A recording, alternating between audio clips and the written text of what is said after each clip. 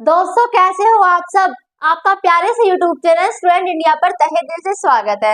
दोस्तों आपने जैसा कि थंबनेल के अंदर देखा है, आज हम सीखने वाले हैं प्रेपोजिशन। इंग्लिश ग्रामर के अंदर पार्ट्स ऑफ स्पीच का सबसे अच्छा टॉपिक है प्रेपोजिशन, जिसे हम आज सीखने वाले हैं। ये और टॉपिक की तरह नहीं है, यानी कि और टॉपिक की तरह ये नहीं है जिसमें हम इसकी डेफिनेशन याद कर लिए, इसके टाइप्स याद कर लिए। नहीं, प्रेपोजिशन अगर आप टॉपिक सीख रहे हो तो उसके अंदर जो मेन कंसेप्ट होता है वो क्या होता है कि आपको प्रेपोजिशन ये पता होना चाहिए कि सेंटेंस के अंदर की प्रेपोजिशन है। अगर आपको ये पता है तो प्रेपोजिशन का उपयोग क्या क्या होता है, उसका यूज क्या होता है वो सीखना होता है। ठीक है, प्रेपोजिशन के अंदर दो चीजें मेन है, आपको पता होना चाहिए कि भाई कि सेंटेंस के अंदर ये प्रेपोजिशन है और फिर इसका यूज क्या है, इसका उपयोग कहाँ करते हैं वो आपको पता होना चाहिए। ठीक है दोस्तों, आज हम सीखने वाले प्रेपोजिशन शुरू करते हैं। अब हम सीखने वाले हैं कि प्रेपोजिशन का मतलब क्या होता है। देखो, प्रेपोजिशन शब्द प्री प्लस में पोजिशन शब्द से बना है, जिसका मतलब होता है पहले स्थान। प्री मतलब पहले, पोजिशन मतलब स्थान, यानी कि पहले स्थान हो जिनका, प्री हो जिनकी पोजीशन, उसे हम कहते हैं प्री पोजिशन। पहले हो स्थान जिनका, उन्हें हम क्या कहते हैं, प्रीपोजिशन कहते हैं। ठीक है, तो प्रेपोजिशन का यूज हमेशा पहले होगा, इनका स्थान क्या होगा, पहले होगा। किससे पहले होगा, इनका यूज हमेशा नाउन और प्रोनाउन से पहले होगा। ठीक है, नाउन और प्रोनाउन से जिनका यूज पहले हो उन्हें हम क्या कहते हैं, प्रेपोजिशन कहते हैं। लेकिन इसकी डेफिनेशन इतनी नहीं है। इसका मतलब क्या है, प्रेपोजिशन वे शब्द होते हैं जिनका यूज नाउन और प्रोनाउन से पहले होता है और फिर ये पहले यूज होकर नाउन या प्रोनाउन का सेंटेंस के अदर वर्ड से, अदर सेंटेंस से रिलेशन बताए, एक संबंध बनाए, उसे हम प्रेपोजिशन कहते हैं। ये नाउन और प्रोनाउन से पहले यूज होकर इसका रिलेशन इससे बता देंगे। ठीक है, इसका और इसका, इन दोनों का रिलेशन प्रेपोजिशन बताएगा नाउन या प्रोनाउन से पहले यूज होकर। ठीक है, तो यही इसकी परिभाषा थी जो मैंने आपको समझा दी है। नाउन प्रोनाउन से पहले यूज होकर नाउन प्रोनाउन का दूसरे सेंटेंस से रिलेशन यानी कि संबंध दर्शाएगा, इन्हें जोड़ देगा, लिंक करेगा, इन्हें उन्हें हम क्या कहते हैं, प्रेपोजिशन कहते हैं। ठीक है, प्रेपोजिशन के बाद तो हमेशा नाउन या प्रोनाउन पाएगा आपको, लेकिन पहले नाउन भी पा सकता है, प्रोनाउन पा सकता है, वर्ब पा सकती है, एडजेक्टिव पा सकता है। इसका मतलब क्या है, इसका मतलब ये है कि प्रेपोजिशन के बाद कभी भी वर्ब और एडजेक्टिव नहीं पाएगा। ठीक है, प्रेपोजिशन के बाद होगा नाउन और प्रोनाउन, और पहले होगा नाउन भी हो सकता है, प्रोनाउन भी हो सकता है, वर्ब भी हो सकता है, एडजेक्टिव भी हो सकता है, और इन दोनों के बीच में रिलेशन कौन बताएगा, हमारा प्रेपोजिशन बताएगा। ठीक है, एग्जांपल देखो, आई गो टू द जिम, मैं जिम जाता हूँ ऑन मंडे, मैं मंडे को जिम जाता हूँ। ठीक है, तो यहाँ पर देखो आई गो टू द जिम, मैं जिम जाता हूँ, यहाँ पर ये जो हमारा वाक्य ये अलग है, मैं जिम जाता हूँ, और ये मंडे शब्द अलग है। ठीक है, मैं जिम जाता हूँ ये बात अलग है और मंडे शब्द अलग है, लेकिन इसको भी मैं जिम तो जाता हूँ लेकिन मैं मंडे को जाता हूँ, यानी कि मंडे का मुझसे रिलेशन है, मंडे का नाउन है। नाउन यानी कि किसी का नाम, नाउन नहीं पता है, नाउन टॉपिक अगर आपको नहीं पता है, जानकारी नहीं है तो चिंता मत करो, लिंक मैंने नाउन के डिस्क्रिप्शन के अंदर दे रखी है, वहां जाकर आप नाउन की वीडियो देख सकते हो। ठीक है, वैसे मैं आपको बता रही हूँ, नाउन होता है किसी का भी नाम, जिनका नाम है वीक नेम है तो हमारा क्या हो जाएगा, ये नाउन हो जाएगा। नाउन का इसने मुझसे यानी कि आई एक प्रोनाउन है, मुझसे मंडे का रिलेशन बनाया, किसने, ओन ने, क्योंकि भाई मैं जिम जाता हूँ, मंडे अलग है, मैं मंडे को जिम जाता हूँ, तो जो ओन है ये नाउन का यहाँ से क्या बता रहा है, रिलेशन बता रहा है, नाउन से पहले यूज इसका हुआ है। ठीक है, तो हमारा क्या हो जाएगा, प्रेपोजिशन हो जाएगा, पहले यूज होकर क्या काम कर रहा है, संबंध दर्शाने का काम कर रहा है। ओके, आगे देखो, ही वॉज बोर्न, उसका जन्म हुआ 24 सितंबर को, मैंने कहा उसका जन्म हुआ 24 सितंबर, इनको जोड़ा किसने, उसका जन्म 24 सितंबर को हुआ, इसको एक जोड़ने का काम किसने किया है, ओन ने किया है, हमारा क्या हो जाएगा, प्रेपोजिशन हो जाएगा। शी सिट्स, वह बैठती है, द डेस्क, डेस्क, वह डेस्क पर बैठती है, तो डेस्क पर बैठना, इन दोनों चीजों का रिलेशन एट ने बताया, ये हमारा क्या हो जाएगा, प्रेपोजिशन हो जाएगा। मेन बात क्या है कि सेंटेंस के अंदर आपको पता होना चाहिए कि प्रेपोजिशन ये है, और फिर आपको ये पता होना चाहिए कि इसका यूज कहाँ होता है, इसका उपयोग कहाँ करते हैं। ठीक है, ओन सर, ओन देखते ही पजल नहीं होना, इसका हम उपयोग कहाँ करते हैं वो भी आपको पता होना चाहिए। चिंता मत करो, कुछ प्रेपोजिशन के उपयोग में आपको आज की इस वीडियो के अंदर बताने वाली हूँ। ठीक है, आपने प्रेपोजिशन क्या होता है ये तो जान लिया, अब हम सीखेंगे कि प्रेपोजिशन का यूज करना भी है, नहीं भी करना है, यानी कि अगर आपने किसी सेंटेंस के अंदर प्रेपोजिशन देख ली तो आपको फिर ये जानना पड़ेगा कि वो प्रेपोजिशन वहां पर सही आई भी है, नहीं भी आई है, यानी कि उसको वहां पर सेंटेंस को उस प्रेपोजिशन की जरूरत थी भी या फिर नहीं भी थी। तो अभी और आपने सीखा कि प्रेपोजिशन का मतलब क्या होता है, और अब आप सीखोगे कि अगर आप कहीं पर भी सेंटेंस में अगर आपको कहीं पर भी प्रेपोजिशन दिख रही है तो आपको पहचानना पड़ेगा कि वहां पर सेंटेंस के अंदर उसको उस प्रेपोजिशन को सेंटेंस की जरूरत थी भी या नहीं थी, उसे हम सीखेंगे। यानी कि प्रेपोजिशन का यूज कब होगा और कब नहीं होगा उसे और सीखेंगे, ठीक है। कब प्रेपोजिशन का यूज नहीं होगा दोस्तों, जब हमारी वर्ब ट्रांजिटिव वर्ब हो ना, तो प्रेपोजिशन का यूज हम नहीं करेंगे। ट्रांजिटिव वर्ब यानी कि जिस वर्ब का अपना खुद का ऑब्जेक्ट होता है उसे हम ट्रांजिटिव वर्ब कहते हैं। ऑब्जेक्ट मतलब ऑब्जेक्ट नहीं पता कोई नहीं, हम बताते हैं ना। ऑब्जेक्ट होता है कि सेंटेंस के अंदर आप दो सवाल पूछना, व्हाट और whom, क्या, किसने, किसके, ठीक है, ऐसे सवाल पूछना व्हाट और whom। अगर आपको इनका जवाब मिल रहा है तो वो ऑब्जेक्ट है, अगर ऑब्जेक्ट है तो ट्रांजिटिव वर्ब है, अगर ट्रांजिटिव वर्ब है तो प्रेपोजिशन को मत लगाना, ठीक है। और कब लगेगी प्रेपोजिशन, जब ट्रांजिटिव वर्ब ये ना हो यानी कि जब ऑब्जेक्ट ना हो यानी कि जब व्हाट और whom का उत्तर ना मिले, जब हमारी ट्रांजिटिव यानी कि उल्टा होता है इंट्रांजिटिव, जिसके पास अपना खुद का ऑब्जेक्ट नहीं होता, जो व्हाट और whom का उत्तर ना दे, ऐसा सेंटेंस जो व्हाट और whom का उत्तर ना दे तो आप प्रेपोजिशन का यूज करोगे, और जब दे तो नहीं करोगे, ठीक है। जब व्हाट और whom का उत्तर मिले तो प्रेपोजिशन यूज नो, जब ना मिले तो प्रेपोजिशन यस यूज, ठीक है, यूज होगी। यहाँ पर देखो ही अटैक्ड द मैन, ठीक है, या फिर ही अटैक्ड ऑन द मैन, ठीक है। ऑन यहाँ पर प्रेपोजिशन आनी चाहिए थी, नहीं आनी चाहिए थी, देखते हैं। उसने मैन पर अटैक किया, उसने किसके ऊपर अटैक किया, किसके यानी कि होम का हमें उत्तर मिल रहा है मैन के ऊपर। मैंने सवाल किया कि उसने किसके ऊपर अटैक किया, वो जवाब मिला कि मैन के ऊपर। अगर किसके यानी कि होम का उत्तर मिल रहा है तो ऑब्जेक्ट है, ऑब्जेक्ट है तो ट्रांजिटिव वर्ब है, ट्रांजिटिव वर्ब है तो प्रेपोजिशन यूज नहीं होगी, और सेंटेंस हमारा ये ठीक है ये गलत है, ठीक है। आगे देखो, we are demanding for more money, या फिर we are demanding more money for, आएगा नहीं आएगा देखते हैं। हम डिमांड कर रहे हैं ज्यादा पैसों की, हम किसके लिए डिमांड कर रहे हैं, हम ज्यादा पैसों के लिए डिमांड करें, किसके लिए यानी कि होम, ठीक है। या फिर हम कह सकते हैं किसके लिए, फिर हम क्या डिमांड कर रहे हैं, ठीक है। यहाँ पर आप मोर को काट लो, ठीक है, यहाँ पर आप लिख दो वी आर डिमांडिंग मनी, ठीक है, मोर को आप काट लो, मैंने कहा वी आर डिमांडिंग मनी।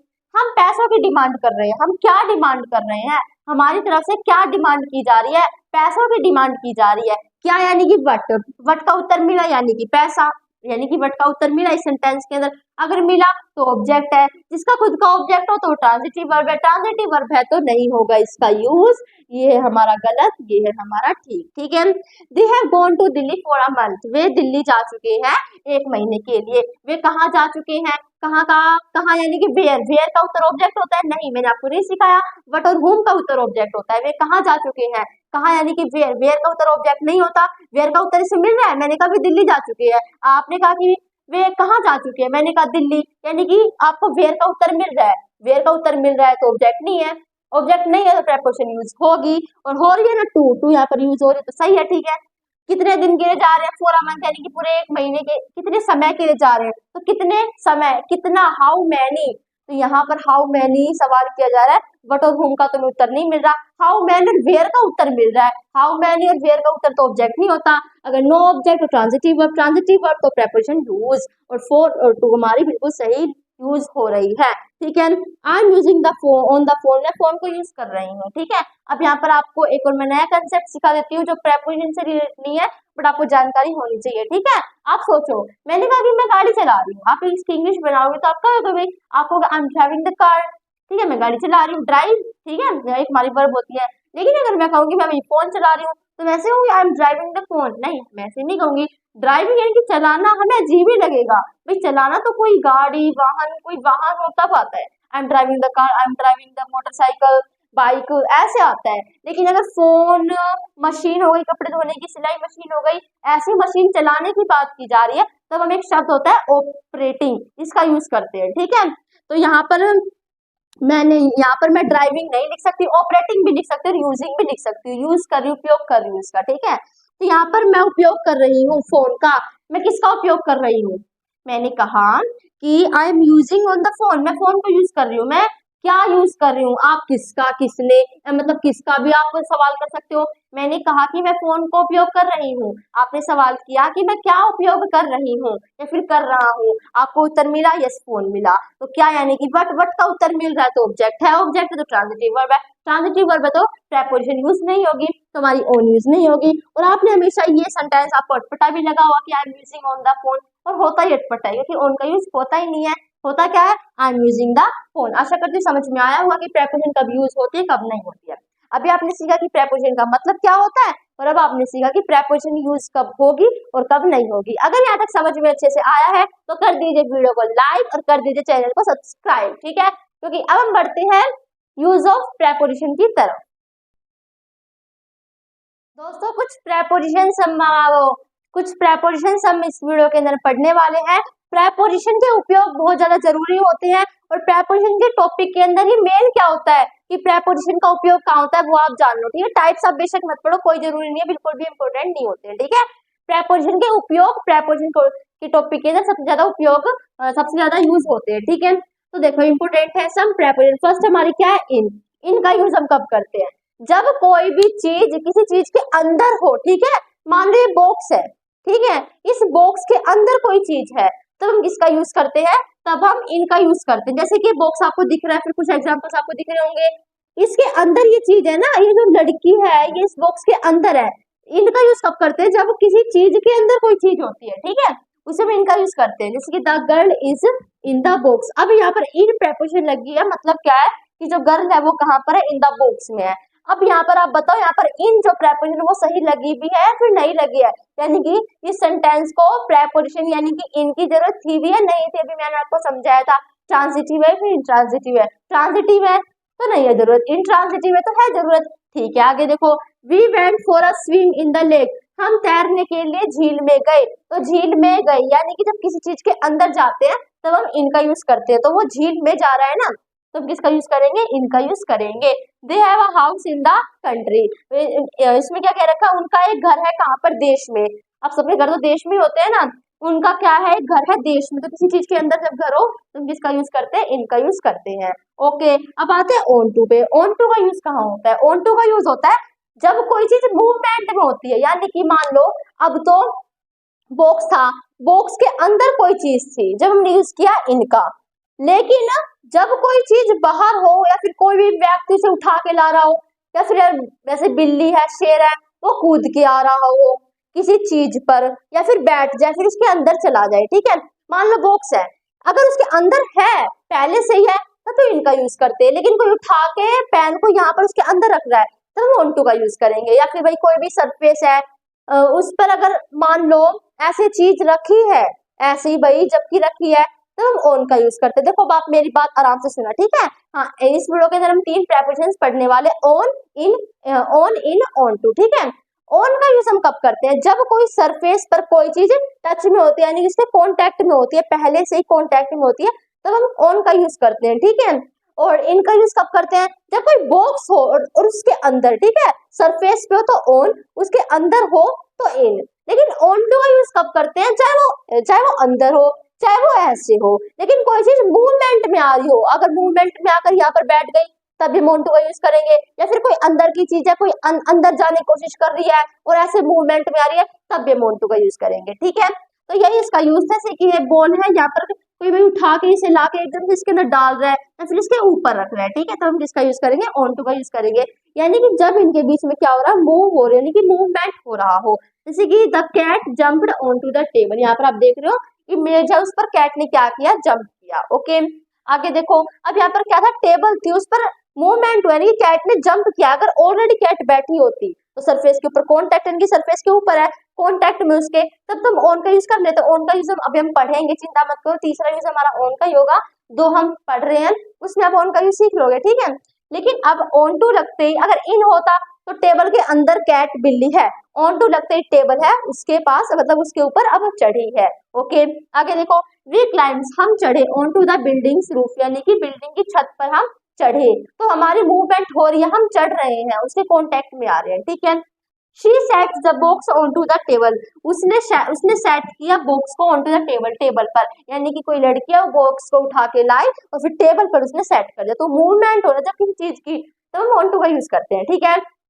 आशा करते आपको समझ में आया होगा, हमने प्रेपोजिशन क्या होती है वो सीख लिया, फिर उसका यूज हम कब करेंगे, करेंगे भी नहीं भी करेंगे वो सीख लिया। 2 हमने प्रेपोजिशन पढ़ लिए, इन और ऑन टू। तीसरी प्रेपोजिशन हम ऑन, जिसे हम पढ़ लेते हैं।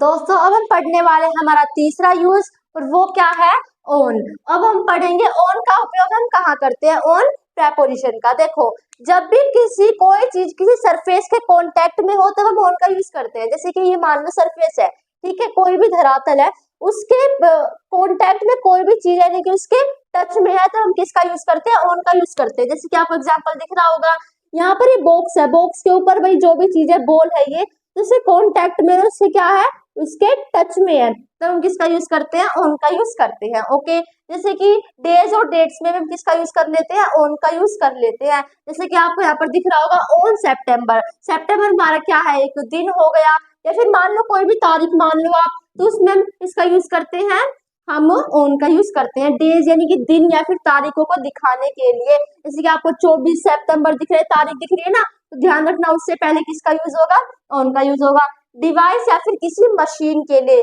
यंत्र या फिर भी कोई भी आप मशीन चला रहे हो तो उसमें भी हम किसका यूज कर लेते हैं, ऑन का यूज कर लेते हैं। एग्जाम्पल देखो, the girl is on the box, जो गर्ल है वो कहाँ पर है, वो बॉक्स पर है, ठीक है। तो जो गर्ल है वो बॉक्स पर है, तो यहाँ पर मतलब क्या है कि बॉक्स से कॉन्टेक्ट में, बॉक्स यहाँ पर है, गर्ल उसके ऊपर है, यानी कि उसके क्या है, टच में है, ठीक है। यहाँ पर हमने ऑन का यूज कर लिया। Okay, the paper is on my desk, desk जो पेपर है वो कहाँ पर है, मेरे डेस्क पर है, तो जो मेरा डेस्क है उसके ऊपर पेपर है, यानी कि उसके कॉन्टेक्ट में है। जैसे कि भाई ये पेन है, ठीक है, तो देखो the pen is on my hand, जो पेन है वो कहाँ पर है, मेरे हाथ पे है। ऑन का यूज हुआ है मतलब कि मेरे हाथ के कांटेक्ट में, सरफेस के कांटेक्ट में है। अगर इनका यूज करती तो हाथ तो नहीं आता, कोई बॉक्स आता उसके अंदर है, और अगर ऑन टू का यूज करती तो बॉक्स के अंदर कूद के आ रहा है, ठीक है भाई, पेन तो आता नहीं है, कोई भी बिल्ली है, कोई भी जीवित चीज है, या फिर कोई भी लेके आ रहा है, उसे उठा के, कोई व्यक्ति है पेन को उठा के लेके आ रहा है, तब ये ऑन टू का यूज करते हैं, ठीक है।